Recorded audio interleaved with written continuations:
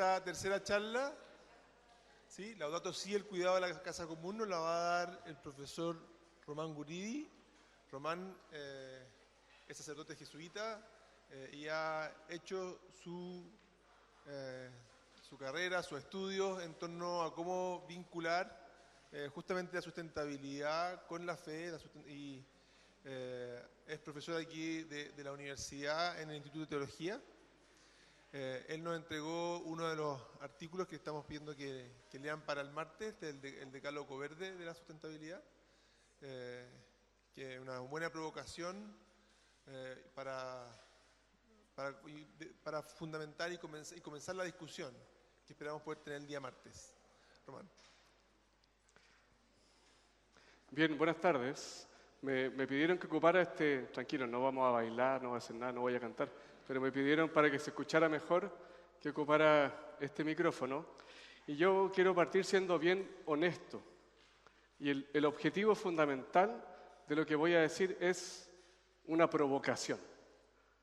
Lo que uno puede hacer en una charla de 40 minutos no es tanto en términos de instalar conceptos o definir nociones. Lo que más me gustaría es provocarlos y provocarlas. Es decir, que al terminar este momento de conversación, cada una sienta que la crisis ecológica tiene algo que ver conmigo y que yo puedo hacer algo que está en mí y que me sienta implicada con esta crisis ecológica. Es decir, al terminar la conversación, me gustaría que las preguntas que quedaran fueran: ¿qué debiera transformar yo de mi manera de pensar? ¿O qué debería emprender en mi vida cotidiana? ¿O qué más bien tengo que conocer mejor porque no conozco en profundidad?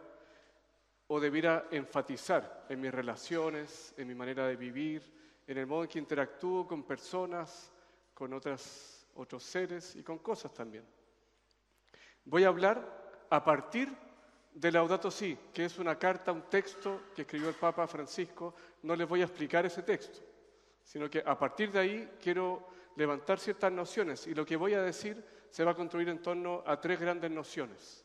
Una noción es una conversión ecológica. ¿Qué significa eso? Segundo, crisis ecológica, definir qué es lo que es la ecología, que nos pongamos de acuerdo como ciertas nociones. Y en tercer lugar, la alfabetización ecológica. Conversión, crisis ecológica, alfabetización ecológica. Y quiero partir con algo muy sencillo, quizá algo freak, no importa. 10 segundos, mírense sus zapatos y miren los zapatos de la gente que tienen al lado. Hagan eso.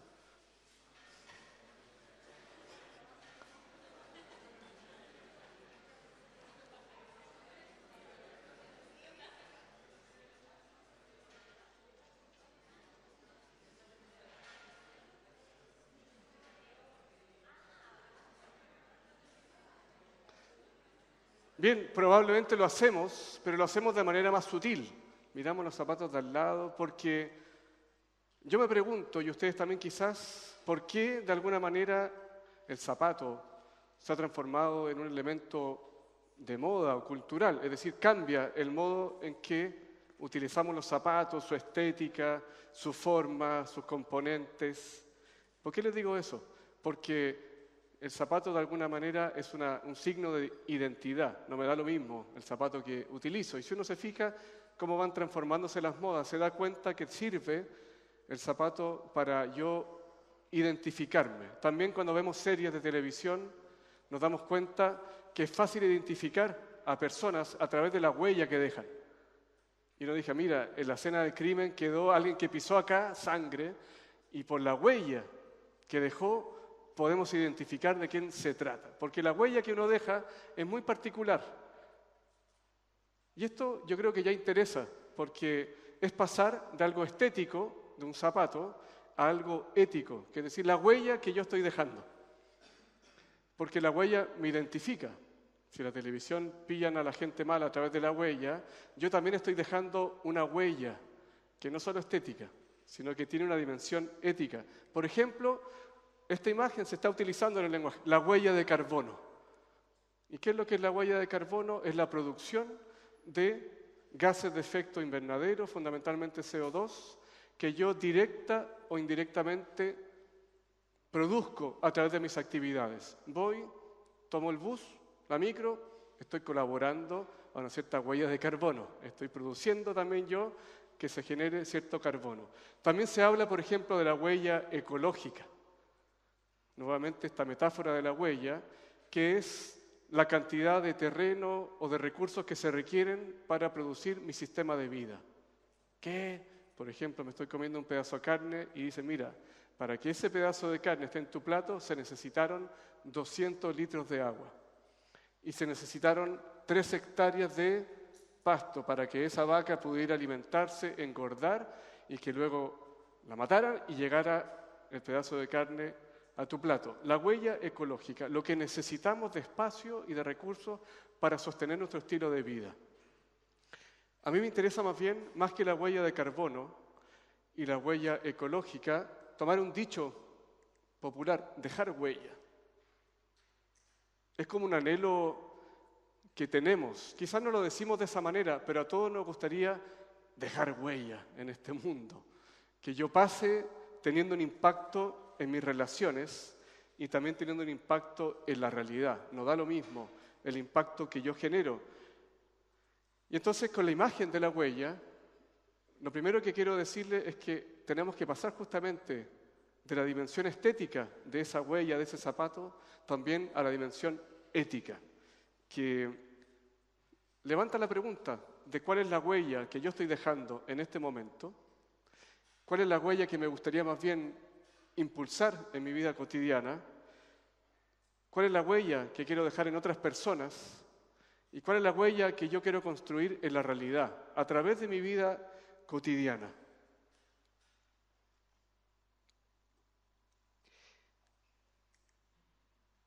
Segunda idea, cualquier desafío ecológico que enfrentemos tiene al menos 3 dimensiones o 3 perspectivas para ser no solo comprendido, sino también resuelto. ¿Qué decir que mirar los desafíos ecológicos implica que nos demos cuenta que están interactuando 3 niveles distintos? Hay siempre un primer nivel, y no están jerarquizados, científico y técnico. Les pongo un ejemplo. Hoy día hay preemergencia en Santiago, ¿o no? ¿O ayer? Hoy día. Digamos que queremos saber cuáles son las partículas que contaminan el aire y tenemos que saber en qué concentración comienzan a hacernos daño no solamente al ser humano, sino también a otras especies. Esa es por definición una conversación de poca gente. Probablemente de todos los que estamos acá son pocos o pocas los que podrían decir con certeza y con precisión cuáles son esas partículas que son dañinas y en qué concentración comienzan a hacer mal. También necesitamos instrumentos técnicos para poder medir esas concentraciones. No basta con que tengamos el conocimiento científico, sino que necesitamos un instrumento técnico. Esa conversación es por definición de poca gente, es un saber. Cualquier desafío ecológico que pongamos sobre la mesa va a requerir la participación del saber científico y de un cierto instrumental técnico. Pero no basta. No basta. Hay un segundo nivel de análisis, de comprensión, pero también de resolución, que es más bien político, que tiene consecuencias económicas y también un impacto social. El mismo ejemplo. Conocemos las partículas que son dañinas, sabemos en qué concentración empiezan a hacer daño, tenemos que tomar alguna decisión. Vamos a implementar una segregación vehicular, restricción vehicular, que para nosotros es algo obvio. Probablemente muchos de ustedes nacieron y ya existía, pero es una decisión política que tiene efectos económicos y también sociales para hacernos cargo de un conocimiento científico que ha sido medido con la técnica. Podríamos decidir que de aquí a 10 años vamos a sacar cierto tipo de industrias del cordón urbano de Santiago. Es una decisión política. El Acuerdo de París del 2015 para bajar las emisiones de gases de efecto invernadero es justamente este segundo nivel. Un acuerdo político que tiene una normativa jurídica, pero que se inspira y basa en un conocimiento científico que ha sido medido técnicamente. Es en este segundo nivel donde es muy necesaria la participación no solo de los expertos de turno, sino también de ONGs, de asociaciones, de gobiernos locales y de nosotros, los ciudadanos. Tenemos derecho a participar en conversaciones aun cuando no dispongamos del saber científico ni de conocimiento técnico sobre las problemáticas que están siendo discutidas, porque es un nivel de análisis, de comprensión y resolución que nos corresponde. Lamentablemente, muchas veces la conversación llega hasta aquí. Y tenemos que tener la valentía de ir a un tercer nivel de análisis para comprender y resolver, que es el nivel de la ética y que tiene un fundamento, una raíz en la filosofía o también en posturas religiosas que son personales. Es decir, no solamente es un conocimiento científico medido técnicamente, tampoco un acuerdo político, sino la pregunta por la transformación de la propia vida. Es, por ejemplo, en este nivel donde uno puede cuestionarse qué significa realmente el progreso. ¿Cómo entendemos el progreso? O también uno se hace la pregunta por lo que significa una vida exitosa. ¿Cómo juzgo yo y cómo mido si mi vida realmente tiene sentido y está siendo exitosa? O también es en este nivel donde tenemos que responder a nuestra definición por el desarrollo. Queremos ser un país desarrollado. ¿Qué significa eso? En concreto, ¿cómo lo vamos a medir? ¿Y cómo entendemos el desarrollo? Es el nivel ético donde no basta la ciencia y la técnica. Es decir, la crisis ecológica no la vamos a enfrentar pertinentemente simplemente con más conocimiento científico y con más técnica. Tampoco bastan los acuerdos jurídicos, los acuerdos económicos, nuevos reglamentos si no tenemos el coraje de hacernos la pregunta por el estilo de vida personal, el modo de vivir. Y no solo de manera individual, sino también como sociedad, como grupos, como comunidades. Es en este nivel donde uno juzga las ideas, los valores, las expectativas que inspiran la vida personal, las ideas, los valores, las expectativas que organizan nuestra vida social, las ideas, las expectativas y los valores que marcan nuestra relación con la naturaleza. Es por eso, por ejemplo, que si uno mira Laudato Si, estoy hablando a partir de ese texto, yo extraje los llamados que hace. La gran mayoría de los llamados que hace no son científicos, no son tecnológicos, no son políticos, no son económicos, son llamados éticos a las comunidades humanas, a nosotros. Unirnos en la búsqueda de un desarrollo sostenible, integral y solidario. Una solidaridad universal, nueva. Cambios de estilo de vida, de producción y de consumo. Una nueva ética de las relaciones internacionales. Nuevos liderazgos y un sistema normativo. Una revolución cultural que implique recuperar los valores y los grandes fines arrasados por un desenfreno megalómano. Un consenso mundial que por sobre los intereses nacionales nos haga pensar en un solo mundo y en un proyecto común, acuerdos internacionales que se cumplan y marcos regulatorios globales para los bienes comunes universales. Cambiar el modelo de desarrollo global y redefinir el progreso, nuevos hábitos, crear una ciudadanía ecológica, una cultura del cuidado que impregne toda la sociedad. 3 niveles de análisis, recuperar el nivel ético, es lo que nos hace falta. Es en ese contexto que este texto también propone otra noción, que es la conversión ecológica. Y dice, si los desiertos exteriores se multiplican en el mundo, es porque se han extendido los desiertos interiores. La crisis ecológica es un llamado a una profunda conversión interior. Si lo digo con mis palabras, se está secando el mundo porque nos estamos secando por dentro. Y entonces necesitamos una conversión que viene del griego metanoia, que cambiar de mirada. Eso significa, cambiar de mirada. Una conversión interior, es decir, cambiar mi mirada interior. Transformar mi manera de pensar, salir de los puntos ciegos que tengo al comprender la realidad, modificar lo que pienso, lo que siento y el modo que vivo. Una conversión ecológica es urgente. ¿A qué nos tenemos que convertir? Es decir, de qué manera tengo que cambiar mi mirada. Primero, contra los negacionismos del turno o contra el escepticismo de turno, estamos realmente en una crisis sistémica, que puede ser dicha como una crisis socioambiental o una crisis ecológica.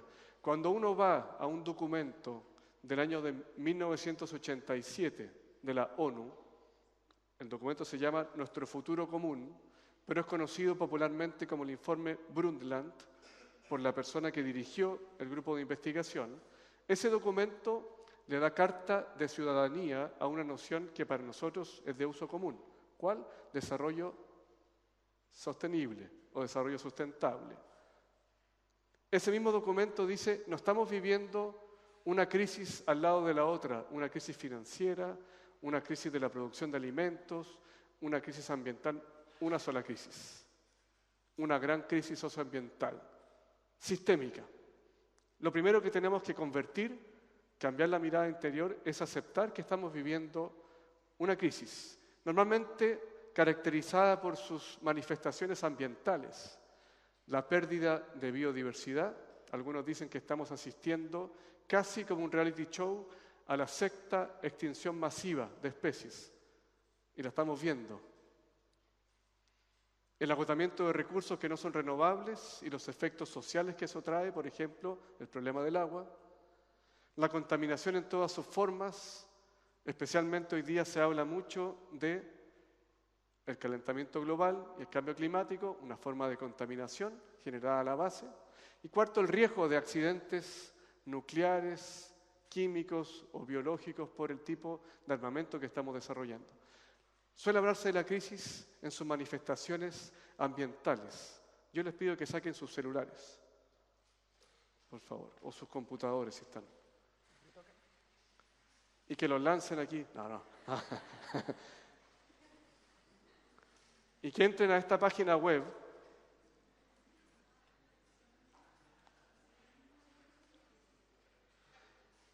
Entren a esa página web, pongan ese código y respondan la pregunta que les van a hacer, por favor.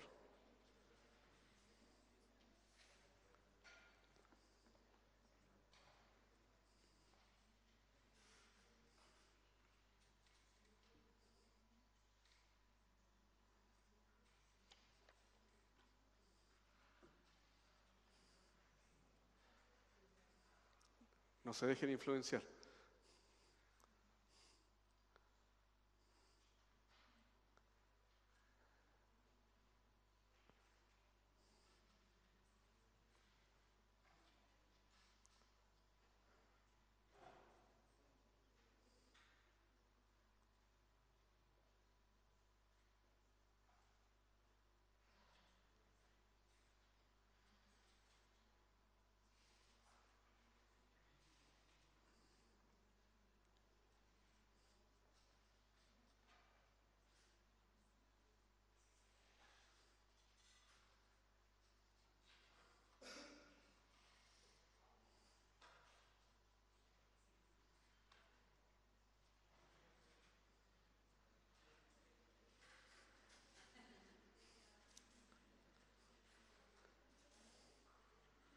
Bien.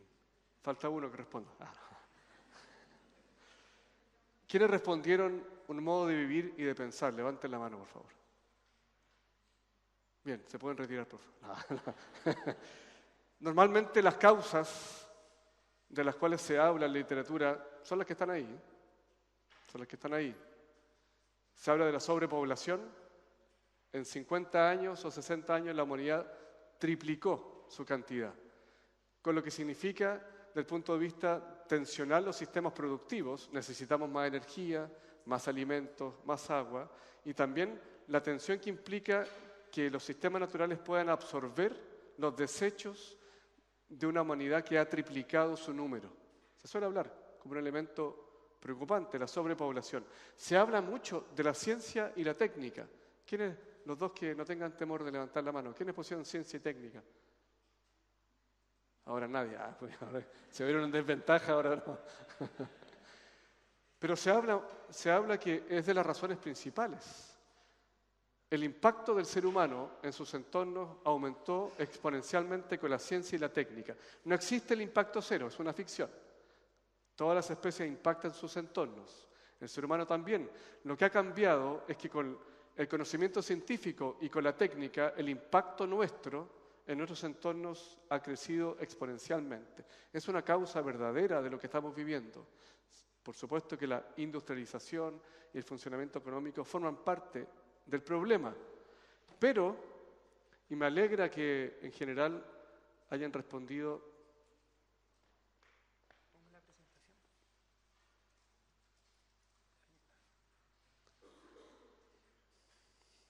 La causa que está a la base o en la raíz de la crisis ecológica es un modo de vivir y de pensar. El problema no es la cantidad de habitantes del mundo, tampoco el problema está en el uso de la ciencia y la técnica, que han traído muchos y muy buenos beneficios para el conjunto de la vida. El problema está en un modo de vivir,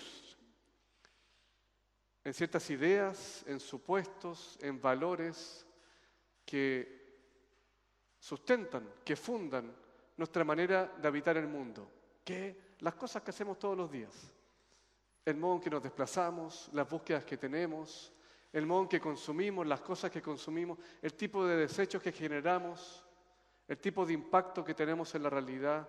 Lo que está a la base de la crisis es una manera de entender al ser humano, de entendernos a nosotros y nosotras viviendo todos los días y sosteniendo un sistema de vida que está teniendo consecuencias personales, está impactando negativamente a nuestras sociedades, a los grupos humanos, y también está teniendo consecuencias desastrosas para los sistemas naturales, para la naturaleza.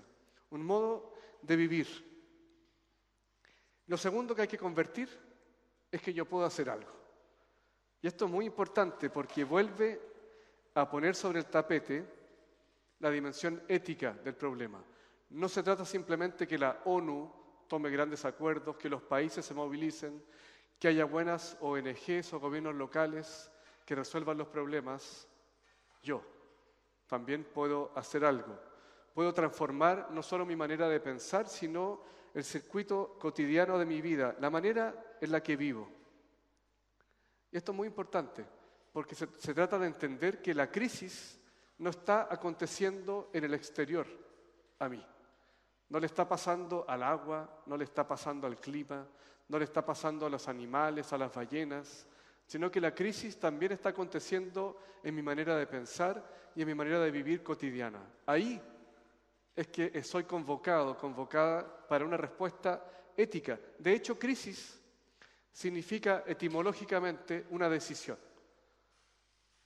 Crisis ecológica, tengo que tomar una decisión frente a lo que está aconteciendo o frente a los escenarios futuros que me son presentados y que son bastante negativos. ¿Qué hago yo con esa información?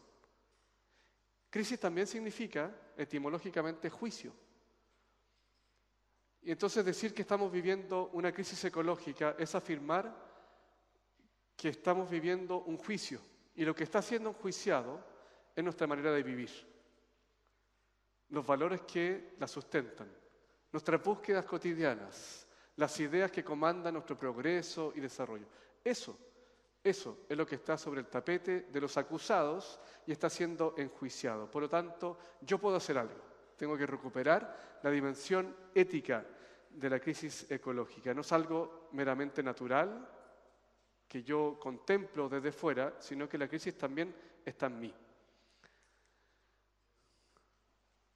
Crisis ecológica. Y aquí una noción que me parece muy importante para el curso que estamos comenzando, ecología. La palabra ecología fue acuñada por un científico, un biólogo, filósofo prusiano, alemán en el siglo XIX, Ernst Haeckel. Hasta ahí, así que no se me olvidó escribirlo, pero pueden buscarlo.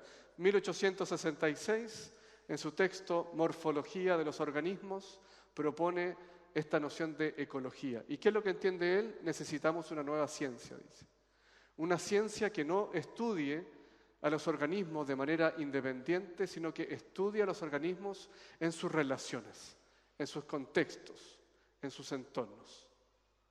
La idea de la interdependencia, de la conexión, del entrelazamiento.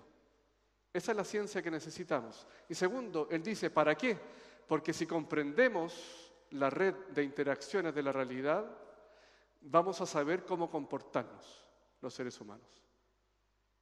A mí me interesa mucho eso, porque desde el comienzo, entonces, esta noción, que es una noción científica, tiene un componente ético. Dice, conocer a los organismos en sus entornos, cómo interactúan en sus contextos, para saber cómo comportarnos, la dimensión ética. Pero la ecología tiene también un significado más amplio, no solo científico, y es el significado utilizado en la filosofía, en otros movimientos sociales, y que tiene como punto de partida esta afirmación de la conexión de todo. Si uno lee la encíclica Laudato Si, esa es la frase que más aparece. Todo está interconectado, todo está conectado. Es interesante porque es partir afirmando que yo existo no independientemente, sino que todo lo que existe tiene la base la relación. Yo nazco, inserto e inserta en una red de relaciones que me son constitutivas. ¿Qué? Primero, relaciones naturales. Respiro, necesito agua, alimento. No me puedo desentender de los circuitos naturales. Pero también estoy en relaciones que me son constitutivas con gente. Yo soy quien soy yo gracias a mis grupos con los cuales crecí, mi familia, amigos, amigas. Y esa gente me hace ser hoy día quien soy de una manera constitutiva. No son relaciones de las cuales me puedo desprender. Todo está conectado verdaderamente, no de manera externa, sino de manera constitutiva. Entonces la ecología, en este sentido más amplio, no solamente científico, toma como punto de partida la conexión de todo y saca las consecuencias prácticas de esa interconexión. Si lo vemos también del punto de vista de la etimología, el origen de la palabra, oikos, casa, hábitat, logos, narración, un cierto discurso, una comprensión.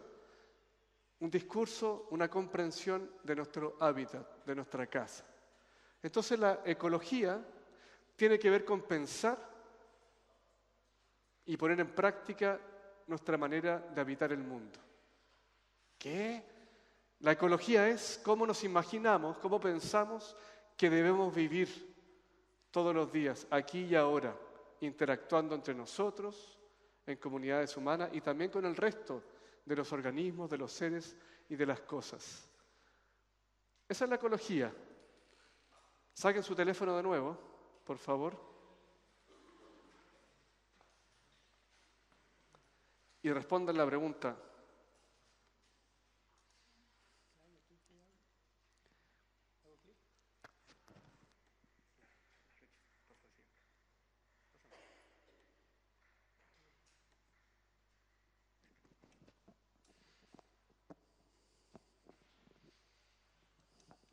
¿Cuál de estos es propiamente un desafío ecológico?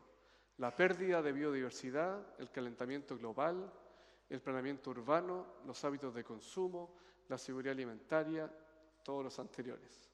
No se dejen influenciar.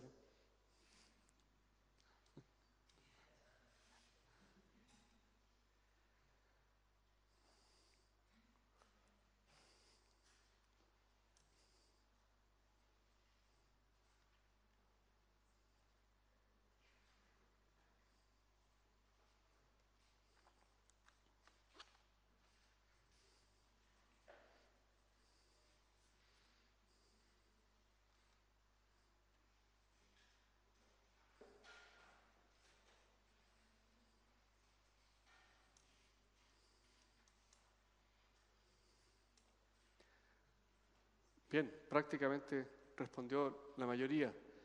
Si tuviéramos tiempo y otro contexto, digamos, discutiríamos sobre esto, pero veo que estamos tremendamente alineados, o a lo mejor la pregunta es muy como que lo induje a responder eso.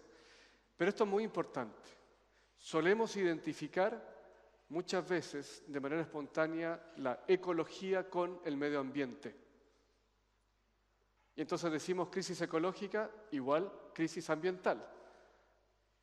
Y reforzamos la idea de separación, de distancia, de desconexión, y reforzamos la idea de que la crisis está pasando afuera, allá lejos de mí, que son sistemas naturales, y partimos planteando una comprensión donde estamos afuera. Entonces, comprender la ecología como algo distinto y más amplio que el medio ambiente es crucial. Es crucial, porque si la ecología tiene que ver con los organismos en sus interacciones, el ser humano no interactúa solamente con la naturaleza. Yo interactúo también conmigo mismo e interactúo también con comunidades humanas. Entonces, comprender al ser humano viviendo todos los días no se lo puede comprender solo en el modo en que interactúa con el agua, con el aire, con los animales, sin mirar también su inserción y su modo de interactuar con comunidades humanas. Y tampoco se comprende al hombre y a la mujer sin ver el modo en que interactúa consigo mismo o consigo misma. Entonces, por eso, todo lo que está puesto ahí, el planeamiento urbano, los hábitos de consumo, la seguridad alimentaria, son. La seguridad alimentaria es una noción que la ONU definió para ver el problema del alimento. Si el alimento está disponible, o sea, si hay producción suficiente, si está disponible para la población de manera accesible y de manera constante. Esa es la seguridad alimentaria, es decir, hay producción suficiente, no hay escasez, todos podemos acceder a un precio accesible y de manera constante. No es aleatoria, digamos, ese acceso. Esa es la seguridad alimentaria, que es un objetivo a buscar en todos los países y para todas las comunidades. Entonces la ecología es esta mirada más global. De hecho, Laudato Si habla de ecología integral, que a mí me parece redundante, pero creo que es un esfuerzo justamente de enfatizar la comprensión más global. Ecología integral. Integral nos habla justamente de esta integralidad. No solamente el medio ambiente, sino también un componente social, una crisis socioambiental y un componente personal. Por eso esa cita es muy reveladora. La ecología integral evidencia que son inseparables la preocupación por la naturaleza, la justicia con los pobres, la dimensión social, el compromiso con la sociedad y la paz interior, la dimensión personal. De hecho, yo les propongo pensar la ecología como algo que se puede declinar, es decir, comprender al menos en 3 dimensiones. Hay una dimensión personal, porque si la ecología tiene que ver con el modo en que yo me pienso y habito el mundo, hay primero una dimensión personal inevitable. Yo interactúo conmigo mismo, conmigo misma, por ejemplo, en el ritmo diario a través del cual yo vivo. El uso del tiempo que yo tengo, el tiempo que dedico a descansar, a trabajar. Mis hábitos de consumo, lo que consumo, por qué lo hago, cuándo lo hago, qué consumo. Cómo distingo lo que me es necesario de lo que es accesorio, el uso del espacio, la habitación. ¿Cuántos metros cuadrados necesito realmente yo? Hay un movimiento muy fuerte, por ejemplo, de lo que se llama la tiny house, la casa pequeña. Y mucha gente que está tratando de vivir en espacios personales pequeños, como diciendo, no necesito X cantidad voluminosa de metros cuadrados, yo puedo vivir en espacios más pequeños de una manera ecológicamente amigable, donde pueda producir energía que necesito de manera sustentable, etc. Hay una dimensión social de la ecología que incorpora una gran variedad de temas, pero tiene que ver con esto, comprender cómo queremos vivir, cómo queremos habitar el mundo cotidianamente en nuestras interacciones sociales. Por ejemplo, hay gente que está migrando por razones medioambientales. Eso es una problemática real hoy día. Hay hambre, aunque no la veamos tanto en Chile, pero hay hambre. Más de 800 millones de personas hoy en día sufren de hambre en el mundo. El acceso al agua fresca, los problemas del agua, que ya estamos viendo en toda la zona norte de Chile con sequías prolongadas, y en otros países con mayor radicalidad. El planeamiento urbano, la segregación social, un debate que estamos teniendo en Santiago en este momento, las viviendas sociales, que no queremos que vengan para acá, que nos van a colgar los calzones en la ropa tendida. No sé, oye, un problema de cómo comprendemos nuestra interacción social. Y por último, la ecología medioambiental, que es la que espontáneamente asociamos con la palabra ecología, la que más comprendemos, la que más ha sido estudiada y de la que más se habla. Y las problemáticas son conocidas: la contaminación, la deforestación, la pérdida de biodiversidad, el cambio climático, etcétera, etcétera. Pero ecología no es medio ambiente, es una noción más comprensiva y tiene que ver con cómo nos pensamos, imaginamos nuestro rol, nuestra presencia en el mundo y lo ponemos por práctica.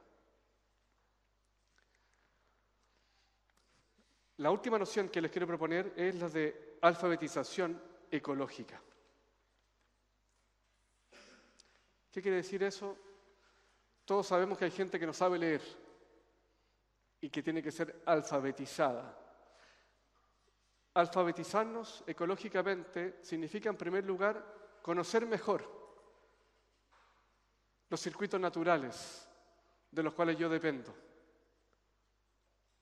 Comprender cómo funciona la naturaleza en la cual yo estoy inserta, y de la cual dependo constitutivamente, no accesoriamente. Me es constitutiva esa dependencia. Comprender cómo funciona, de dónde viene el agua que llega a mi casa. También comprender el funcionamiento de ciertos circuitos, a dónde va la basura que yo boto, cómo se produce el alimento que yo estoy comiendo hoy día en mi casa, de dónde viene la ropa que me pongo todos los días. Comprender los circuitos es el primer paso necesario de la alfabetización ecológica. Pero, en segundo lugar, es clave en esta alfabetización apuntar a lo local, al territorio propio. Porque los desafíos ecológicos tienen siempre expresiones locales. Son desafíos globales, pero se expresan localmente. El problema del agua es un problema universal, pero no lo estamos viviendo de igual manera en el sur de Chile que en el norte. El problema de la generación de energía es un problema universal, pero se expresa localmente y tiene que ser resuelto localmente. El problema del alimento es un desafío mundial, pero tiene expresiones diversas según los contextos geográficos, económicos, etc. Entonces, alfabetizarme ecológicamente es preguntarme, y en mi territorio, en mi contexto, cuáles son los desafíos ecológicos, medioambientales, sociales, personales más acuciantes. Los que son más pertinentes aquí, en mi territorio. Y el tercer punto de la alfabetización es las redes. Hay mucha gente interesada, basta mirarnos. Si estamos aquí hoy día es porque todos tenemos un interés que no nos conocíamos y terminamos en una sala conversando de temas que nos interesan. Alfabetizarme no es solo comprender cómo funcionan los sistemas y descubrir mi territorio, es descubrir las personas también, con las cuales vamos a levantar la pregunta ética sobre nuestra manera de vivir. Hay mucha gente buscando nuevas maneras de vivir. Les pongo un ejemplo muy sencillo con el cual puede que ustedes se encuentren. Maneras de alimentarse. Y a veces no es fácil. Uno llega y dice, no, es que yo soy vegano. Buena, vos, Capitán Planeta. Hoy estamos el 18 de septiembre, no seas exagerado, cómete un asado. Gente que está buscando, por ejemplo, una nueva forma de vivir en relación con el alimento. O personas que están transformando su vida cotidiana desde el punto de vista del transporte y quieren verdaderamente vivir de una manera distinta. O del uso de los recursos, la generación de energía, etc. Entonces es muy importante conocer a las personas porque son esas personas en comunidad que nos van a permitir sostener conductas en el tiempo. Entre todos, buscar razones, motivaciones y federarnos. La alfabetización ecológica plantea un desafío. Ahí les puse, no lo vamos a ver, después lo pueden ver ustedes en la presentación, fuentes de información. Creo que es muy importante en este paso de la alfabetización hacerle frente a la posverdad, que está de moda. Y en el decálogo que van a leer, uno de los puntos es: aceptaré los consensos científicos. Y entonces es muy importante ir a fuentes de información creíbles, que están respaldadas por mucha gente y que me permiten entonces alfabetizarme de manera real. La información abunda, pero ¿dónde la voy a buscar y qué voy a hacer con ella? Y en honor al tiempo, les diría, traje los objetivos que van a enmarcar el curso. ¿Por qué? Simplemente para hacer un ejercicio visual de algo que les dije, la ecología como algo global, no solo medioambiental. Y cuando ustedes ven los objetivos, queda muy claro: fin de la pobreza. Eso es muy distinto a cuando uno ve vida submarina, que es un desafío medioambiental, fin de la pobreza, hambre cero. No solo queda muy claro la globalidad de la ecología en su dimensión personal, en la dimensión social y en la dimensión medioambiental, sino que queda muy claro la dimensión ética. Y yo los animo en este semestre no solo a preguntarse por la información científica y técnica para comprender esos objetivos, tampoco a quedarse solamente en la reflexión de ¿y cuáles son los acuerdos políticos? ¿Cuáles son las implicancias económicas que están detrás de esos objetivos? Sino que vayamos realmente a la tercera pregunta: ¿y esto cómo nos impacta? ¿Qué vamos a hacer desde el punto de vista ético? Porque esos objetivos son una postura ética frente al mundo que realmente queremos que sea verdad. Y lo último que les digo, la encíclica Laudato Si insiste mucho en una noción que llama una ciudadanía ecológica. ¿Qué ciudadanía ecológica? Yo diría, algo que enfatiza ahí es la generación de hábitos. Nos basta una comprensión, nos basta un modo de entender, hay que vivir. Y el hábito, me gusta eso, porque ¿qué es lo que es un hábito? Cuando uno se levanta en la mañana queda muy claro. Nadie se sienta en la cama y dice, a ver, ¿qué voy a hacer primero? Voy a ir para allá. Después. No. Los primeros 20 minutos o 30 minutos de la mañana de todos nosotros y nosotras son hábitos. Uno se levanta y hace las cosas mecánicamente. Va para allá, va al baño, no sé, después va. Son hábitos, es decir, cosas que uno hace espontáneamente, que no requieren un grado de reflexión mayor, que me brotan casi naturalmente, pero que en algún momento adquirí, en algún momento pensé, definí, comencé a poner en práctica, me requirió cierto nivel de concentración y después fluye. Es un hábito en mí. Una ciudadanía ecológica, generación de hábitos. ¿Qué es lo que busca? El cuidado. El cuidado. El cuidado de mí, el cuidado de los demás, el cuidado de la naturaleza, el cuidado de la casa común.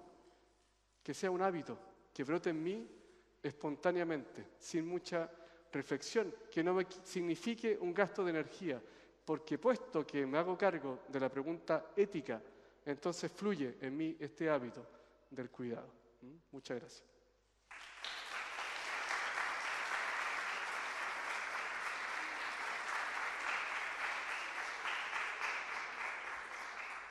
Muchas gracias, Román.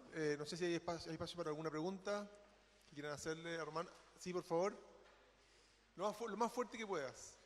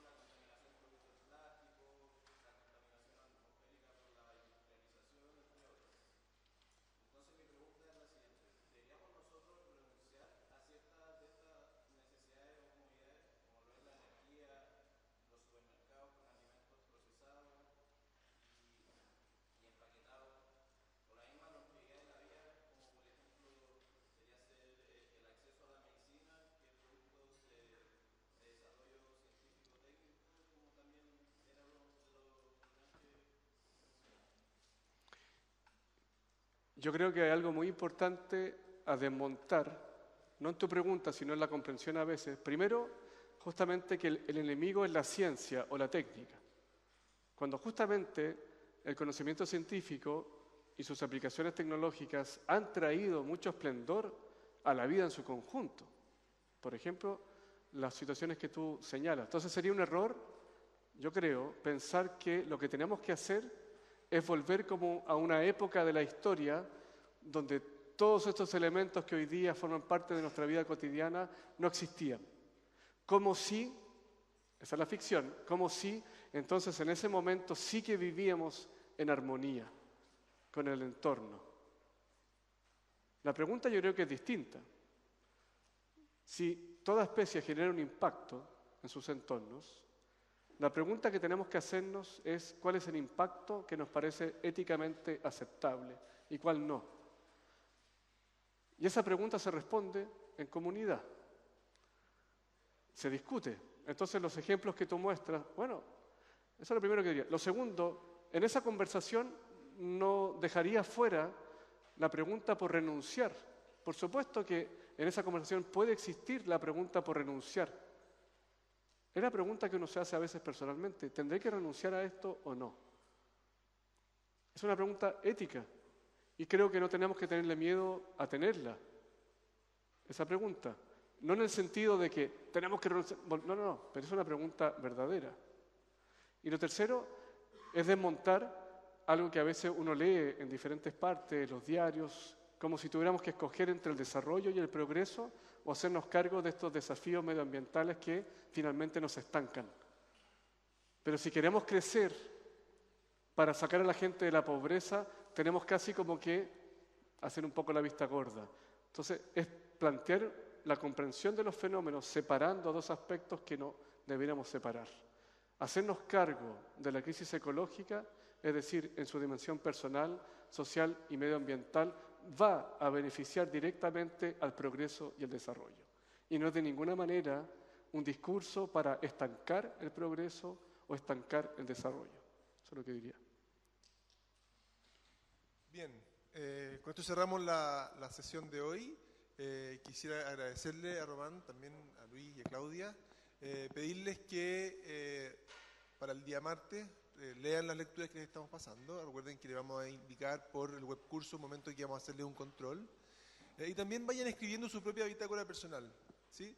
Parte del curso, al final del semestre, tienen que tener una bitácora individual, y esa es la que sí vamos a corregir, pero semana a semana les vamos a pedir que escriban una bitácora y les vamos a indicar cómo la pueden entregar. Si no la entregan, van a tener una reducción en el punto en la bitácora final. Entonces tienen que ir haciendo la pega de semana a semana, qué me fue pasando, qué fue aprendiendo, y eso les va a ayudar al final a poder escribir adecuadamente su bitácora y va a ser un súper buen registro para ustedes en su propia reflexión personal. ¿Sí? Nos vemos el día martes.